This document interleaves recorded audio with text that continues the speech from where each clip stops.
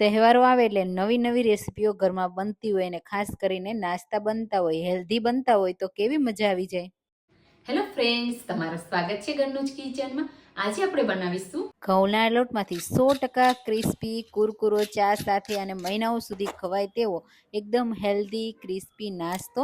તો આવો નાસ્તો ઘરે મળી જાય ને તો બજારનો નાસ્તો તો ભૂલાઈ જ જાય, એટલો સરસ લાગે અને ચા સાથે ખાવાની તો બહુ મજા આવે. તો ચાલો બનાવીએ એકદમ ક્રિસ્પી કુરકુરો હેલ્ધી નવો નાસ્તો. એના માટે આપણે ઘઉંનો લોટ લઈશું. રેગ્યુલર રોટલીનો લોટ હોય ને એને આપણે ચાળી લેવાનો છે. તો અહીંયા મેં 2 કપ લીધો છે. એની સાથે આપણે અડધો કપ રવો લેશું. આ રવો છે ને એ ઝીણો રવો આવે ને તે મેં લીધો છે. જો જાડો રવો તમારી પાસે હોય ને તો થોડો મિક્સર જારમાં ક્રશ કરી અને પછી લેજો.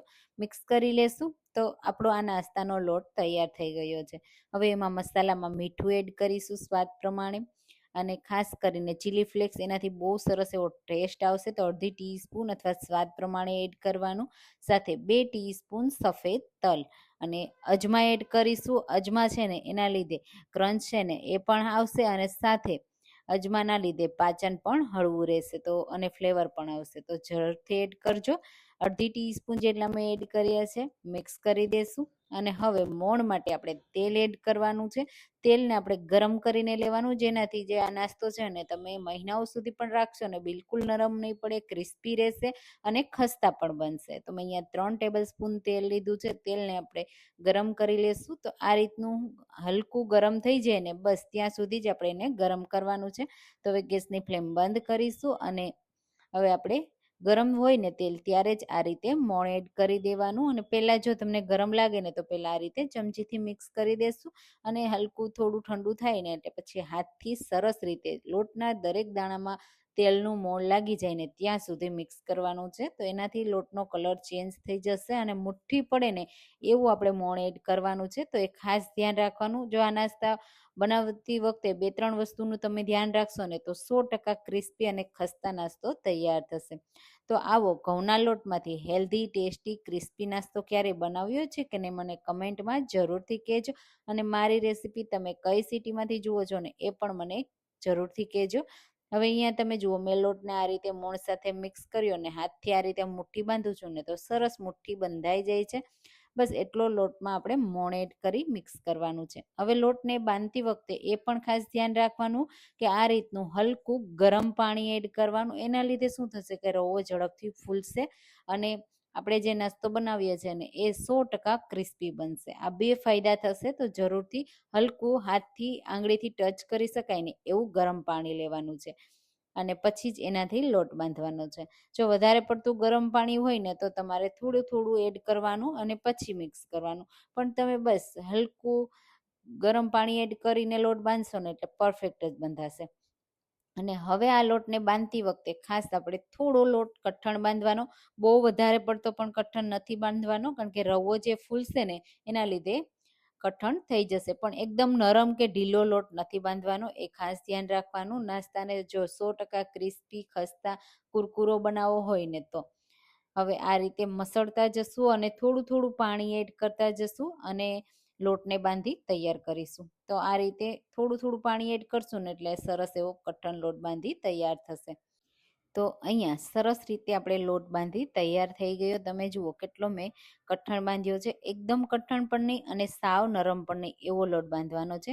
ભાખરીનો લોટ બાંધીએ ને એવો, બસ આ રીતે ચેક કરી લેવાનો. અને આટલો લોટ બાંધવામાં આપણે અડધા કપથી ઉપર એટલે પોણા કપ પાણીની જરૂર પડી છે. હવે લોટને થોડો આપણે હાથથી મસળી લેશું. એટલે આ રીતે એમાં થોડું તેલ લગાવી દઈએ અને પછી આ રીતે મસળી અને હવે આ લોટને આપણે 10 મિનિટ માટે રેસ્ટ થવા માટે રાખવાનો છે, જેના લીધે જે રવો છે ને એ ફૂલી જશે અને સરસ એવો ક્રિસ્પી નાસ્તો તૈયાર થશે. તો ઢાંકી અને આ રીતે કપડાથી 10 મિનિટ રહેવા દેશું. 10 મિનિટ પછી આપણો નાસ્તો સરસ રીતે બનાવવા માટે આપણો લોટ તૈયાર થઈ ગયો છે. તો બસ હવે આપણે એને વધારે મસળવાની પણ જરૂર નથી.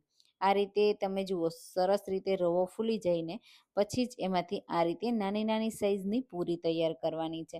તો એકસાથે તમે આ નાસ્તાને જો બનાવવા માંગતા હોય તો મોટી રોટલી વણીને પણ બનાવી શકાય, અને આ રીતે નાના નાના લુવા તૈયાર કરી લેવાના અને બાકીના લોટને આપણે ઢાંકીને રહેવા દેશું એટલે વધારે પડતો ડ્રાય ના થઈ જાય.